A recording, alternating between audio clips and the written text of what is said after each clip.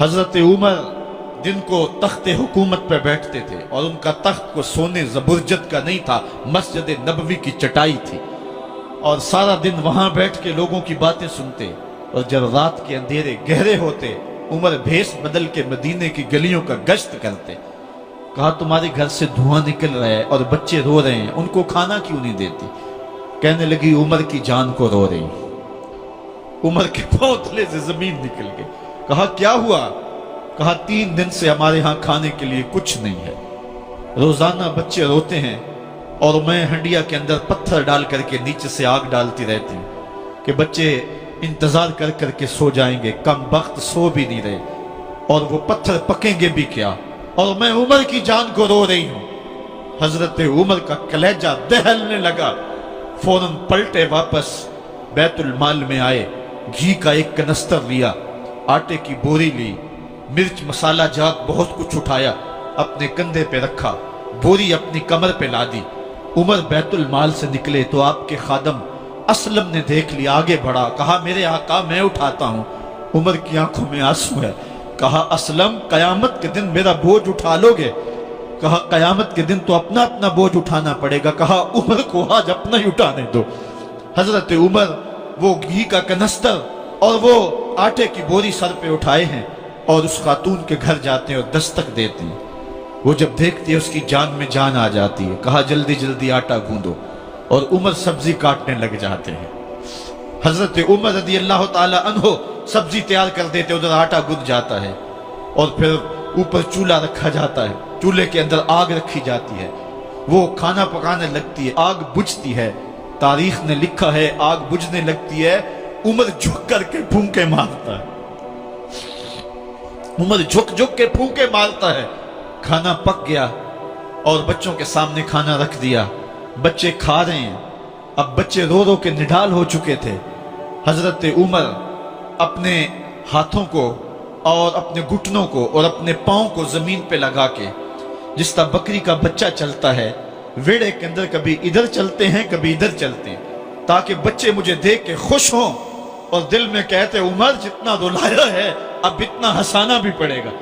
تو کبھی عمر امیر المومنین، یہ میں کسی آج کے جو ہے وہ لوگوں کے ووٹوں پہ منتخب ہونے والے حکمران کی کہانی نہیں سنا رہا، میں اس عمر کی کہانی سنا رہا ہوں جو 23 لاکھ مربع میل کا حکمران ہے، آدھی دنیا کا بادشاہ ہے۔ حضرت عمر جو ہے جس طرح بکری کا بچہ چلتا ہے، اس طرح اپنے ہاتھ اور اپنے گھٹنے زمین پہ ٹیک کر کے جو ہے وہ اس طرح چلتے ہیں۔ بچے عمر کو دیکھ کے مسکراتے ہیں۔ جب بچے مسکرانے لگے تو حضرت عمر نے اس خاتون سے کہا بڑھیا عمر کو معاف کر دے۔ اس نے کہا تو اتنی ہمدردی کیوں کرتا ہے؟ کہا عمر بیچارہ بڑا پھنسا ہوا ہے، فکر ہے اس کو یرموک و فسطاط و حلوان کی، جب فتح ہے مصر تو تیاری ہے ایران کی، آتے جاتے وفد سے ملاقات بھی کرتا ہوگا اور شب کو معلوم حالات بھی کرتا ہوگا، کانٹوں میں الجھی ہوئی بیچارے کی جان ہے، نیند اس کو بھی آتی ہے، آخر وہ انسان ہے، میری بہن عمر کو معاف کر دے۔ اس نے کہا نانا عمر کی بات میرے سامنے نہ کر، قیامت کا دن ہوگا، عمر کا گریبان ہوگا اور میرا ہاتھ ہوگا۔ جب اس نے یہ بات کہی تو عمر برداشت نہ کر سکے، بچوں کی طرح بلک بلک کر رونے لگے۔ کہا وہ بد نصیب عمر تیرے سامنے ہے، آج ہی کہلا جو کہنا ہے، قیامت کے دن مجھے معاف رکھنا۔ اس نے کہا تو عمر ہے؟ کہا بد نصیب عمر تیرے سامنے کھڑا ہوں۔ میرے عمر کہتے ہیں اگر دجلہ کے کنارے ایک بکری کا بچہ بھی پیاسا مر گیا، اس کا حساب بھی عمر سے لیا جائے گا۔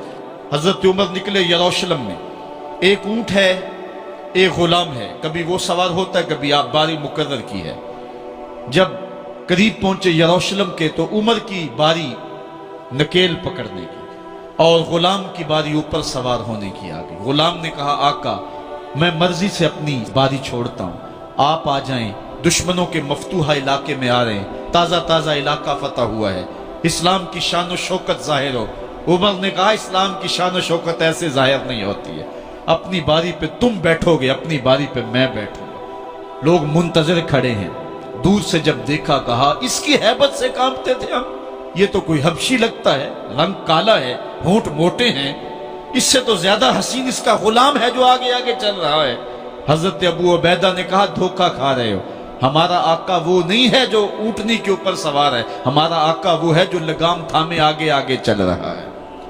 حضرت عمر رضی اللہ تعالیٰ عنہ کو آگے بڑھ کے جابیہ کے مقام پہ حضرت ابو عبیدہ بن جراح نے استقبال کیا، تو حضرت عمر آگے بڑھے اور انہوں نے آگے بڑھ کر کے حضرت ابو عبیدہ کے دونوں کندھوں پہ ہاتھ رکھا، اور سنو حضرت عمر نے کیا کہا، کہا لا الہ الا اللہ انا کنا اذل قوم فاعزنا اللہ بالاسلام، کہا کہ لا الہ الا اللہ، اے ابو عبیدہ بن جراح، ہم ایک ذلیل قوم تھے اور اللہ نے ہمیں اسلام کی وجہ سے عزت عطا کی ہے، اور میں تمہیں ایک تاریخ ساز بات کہنے لگا ہوں، اور وہ یہ ہے کہ جب تک ہم اس عزت والے اسلام کے دامن کو تھامے رہیں گے ہماری عزت قائم رہے گی، اور جب اسلام کے علاوہ کسی اور جگہ سے عزت ڈھونڈیں گے تو رسوا کر کے رکھ دیے جائیں گے۔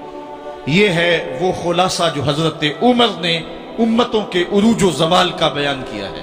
اس امت کو جو خیرات ملی ہے تخت و تاج کی، وہ پینٹاگون سے نہیں ملی، وہ واشنگٹن سے نہیں ملی، وہ وائٹ ہاؤس سے نہیں ملی، وہ محمد عربی کے جوڑوں کا صدقہ ملی ہے۔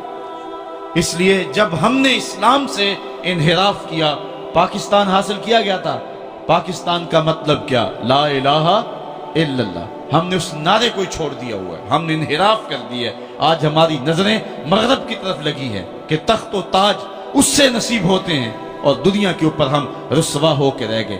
ہماری پستی، ہماری ذبوحالی، ہماری ذلت کا سبب یہ ہے کہ جس جگہ سے ہمیں عزت ملی تھی ہم نے وہ مرکز ہی چھوڑ دیا ہے۔ اس مرکز حیات کو، اس مرکز زندگی کو، اس مرکز عزت کو ہم نے چھوڑ دیا ہے، اور دنیا کے اوپر ہم رسوا ہو رہے ہیں۔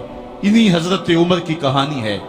وادی تہامہ سے گزر رہے تھے کہ بچوں کی طرح بلک بلک کے رونے لگے۔ کہا عمر جوان آدمی ہو اور بچوں کی طرح بلک کے رو رہے ہو؟ کہا تم نہیں جانتے، مجھے بچپن کی کہانی یاد آ گئی۔ کہا کیا کہانی ہے؟ کہا یہی عرض تہامہ تھی، میرے باپ خطاب نے مجھے 5 اونٹ دیے تھے، کہا انہیں لائن میں کھڑا کرو سیدھا۔ میں آگے والا سیدھا کرتا تھا، پیچھے والا ٹیڑھا ہو جاتا، پیچھے والا سیدھا کرتا، آگے والا ٹیڑھا ہو جاتا۔ میرے باپ خطاب نے مجھے بڑا مارا۔ کہا ایک عرب کے بیٹے ہو کہ تم سے 5 اونٹ لائن میں کھڑے نہیں ہوتے؟ کہا ایک زمانہ عمر پہ وہ تھا کہ اس سے 5 اونٹ لائن میں کھڑے نہیں ہوتے تھے، اور آج شرق سے لے کر غرب تک 23 لاکھ مربع میل کی حکمرانی، اور انسان بھی لائن میں کھڑے ہیں۔ یہ محمد عربی کے جوڑوں کا صدقہ نہیں ہے تو اور کیا ہے؟ عمر سے تو 5 اونٹ لائن میں کھڑے نہیں ہوتے تھے۔ تو یہ عزتیں، یہ تخت و تاج، یہ حکومتیں ہمیں